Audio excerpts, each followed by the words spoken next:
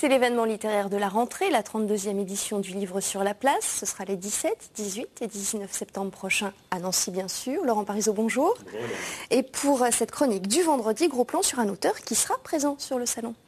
Voici un livre signé Éric Marchal, Influenza, les Lumières de GN, roman d'espionnage historique alors que débutent les préparatifs du débarquement en Normandie. Un médecin et une pilote sont recrutés par les services secrets britanniques. Ils enquêtent sur un projet de guerre bactériologique allemand reposant sur l'utilisation... Laurent, excusez-moi, je vous interromps une seconde. Vous n'avez pas de micro, il faut que vous veniez près de moi, on ne vous entend pas.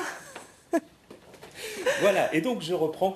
Vous avez entendu le début quand même, mais peut-être pas les téléspectateurs. Donc un livre d'espionnage vraiment qui est situé dans un contexte historique de la Seconde Guerre mondiale, Influenza, et avec un contexte sur la grippe espagnole et son utilisation potentielle comme arme bactériologique par les Allemands. Éric Marchal, bonjour. Bonjour. Vous êtes venu de Vittel pour nous parler d'Influenza. Je précise, c'est le deuxième tome. Il y a eu un premier tome qui s'appelait Les Ombres du ciel et qui a reçu un prix des lecteurs, le prix Carrefour. Quelle a été la principale difficulté pour vous dans l'écriture du tome 2 ?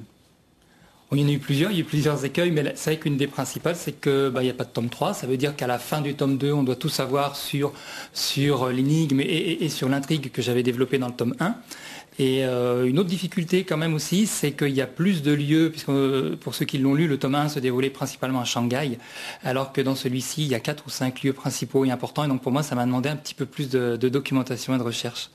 L'impression qu'on a à la lecture par rapport au premier, c'est que c'est beaucoup plus sombre, qu'il y a notamment des questionnements métaphysiques. C'était une volonté de votre part ? Je pense que ça s'est fait assez naturellement. C'était pas une volonté voulue. C'était peut-être une volonté inconsciente aussi. Mais au fur et à mesure où l'intrigue et l'histoire avançaient, où les personnages évoluaient, moi je les voyais évoluer aussi finalement en tant que lecteur. Je voyais certains de ces personnages qui, par rapport à ce que j'avais effectivement prévu au départ, changeaient, prenaient un peu plus d'importance ou un peu moins. Mais c'est vrai aussi que la période était encore plus sombre que celle de 1941. Pour illustrer ce propos, je vous propose de lire juste un court extrait. Feuersturm, la tempête de feu, traduit Wake. C'est cela mon général. Le travail est entamé avec des bombes explosives. Elles permettent de faire voler en éclats les portes, les fenêtres et souvent les toits, mais il est important que la plupart des bâtiments restent debout. Pourquoi donc ? N'est-ce pas mieux de tout raser ?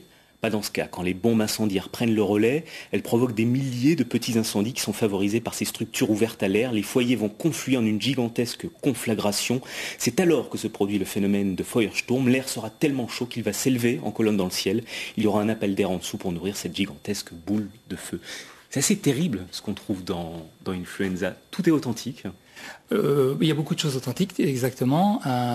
Tout n'est pas si terrible que ça. Il y a aussi beaucoup de moments, comme d'ailleurs à l'image de la vie, c'est-à-dire vous avez des moments très, très difficiles, puis vous avez des moments de repos, vous avez des moments de joie.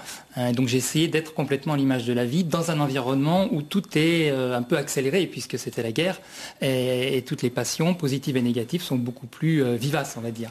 Et c'est vrai que le Feuersturm, c'est quelque chose qui a vraiment existé, que j'ai découvert moi en lisant des livres d'historiens, principalement un livre d'un historien américain qui s'appelle Inferno.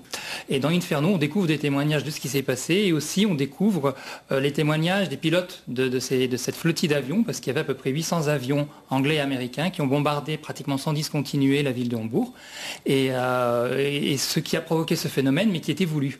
Et c'est ça, moi aussi, à un moment donné, qui me fait réagir, c'est que parfois il y a eu des conséquences dramatiques sur les populations civiles qui étaient tout à fait mesurées de la part des autorités militaires, que ce soit dans un camp ou dans l'autre. Je parle de bombardements anglais américains, j'ai aussi parlé de bombardements allemands dans ce tome-là, notamment sur l'île de White.